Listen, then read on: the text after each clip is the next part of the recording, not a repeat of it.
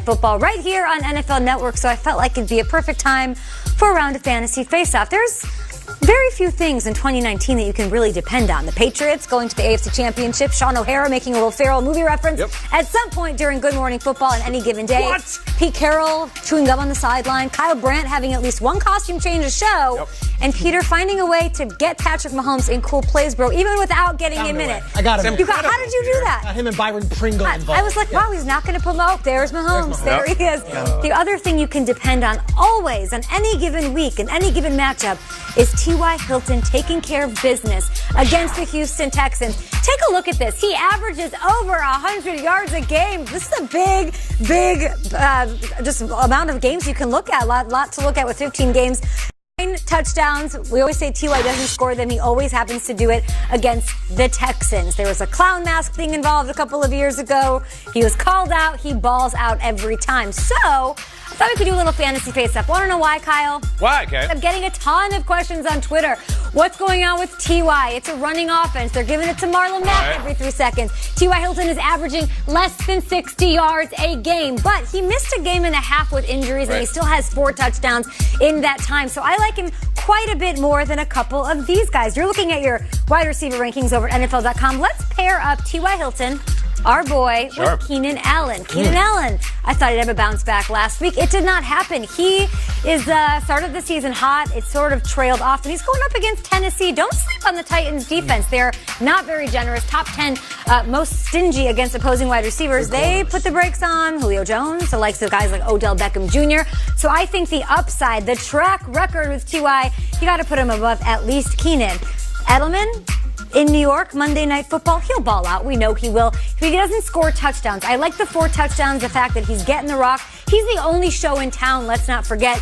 Well, I don't know, is Edelman going to score a touchdown? I know he had one last week, but I just don't see that continuing. So I think the upside lies in T.Y. Hilton. All right, keep going. Adam Thielen?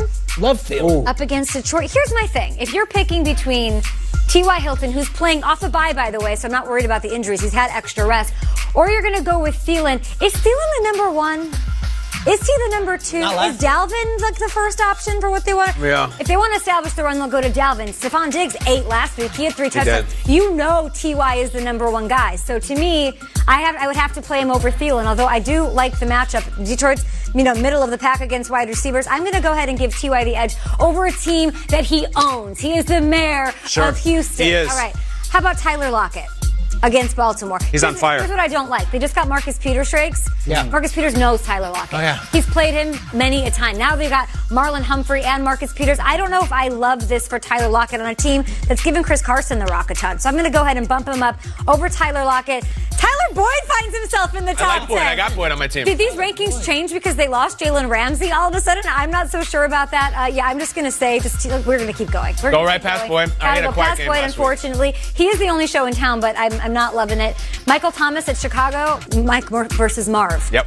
But this is a slugfest. This is not a game at Soldier Field that I would think would be high scoring. Yeah, well, not only do the Bears have that great secondary, I think the Saints are going to run the ball a lot like the Raiders did against the Bears. And Akeem Hicks, I think this will be a lot of running for the Saints. I think Michael Thomas's numbers might be slightly down this week. Yeah, this is the top 5 toughest defense on wide receivers. Let's put him above there. So now he's entering top 5 territory. Okay. Tyreek Hill. The Cheetah, you going to go?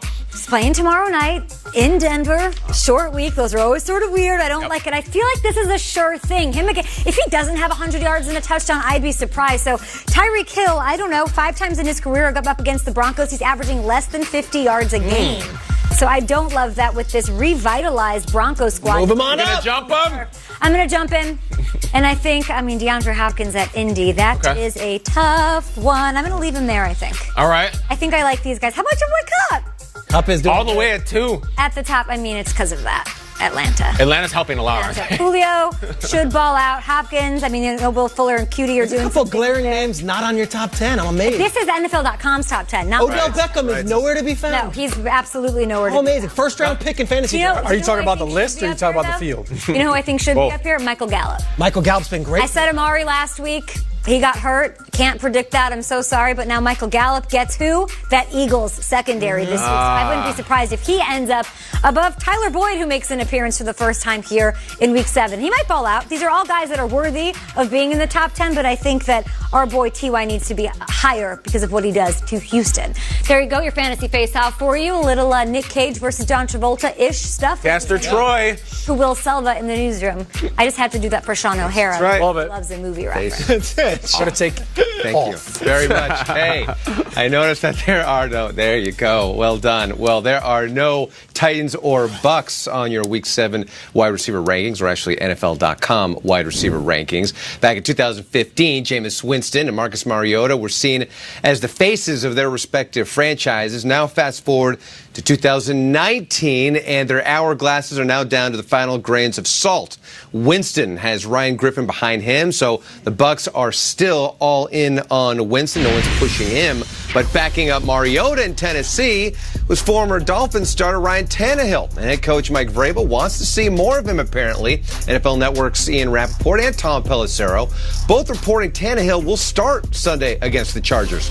Tannehill relieved Mariota in the loss to the Broncos and provided a bit of a spark, throwing for 144 yards. The Jets are losing veteran left guard Kelechi Osemele. Ian also reporting Osemele will have surgery on his shoulder. Osemele, who's also been dealing with a chronic knee issue, has missed the past 2 games after injuring his shoulder in practice. Off the field, the Eagles Charitable Foundation, as part of an ongoing effort to make vision care accessible to every child in the school district of Philadelphia, handed out brand new eyeglasses to students who have been prescribed by an eye specialist. And according to research, 1 in 4 school-age children have an undetected vision problem. Rob Gronkowski shutting down any rumors of him potentially returning to the Patriots this season. Gronk telling WEEI in Boston when he retired for a reason. Gronk says he never says no because when he does, people think he's kidding. But the answer is just that, a no.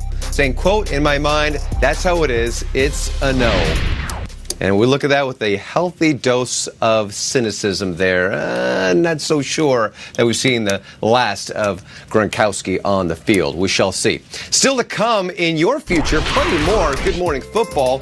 We've got the big reveal next. Who are the players of the week for Week 6? Stick around and find out. You are watching Good Morning Football.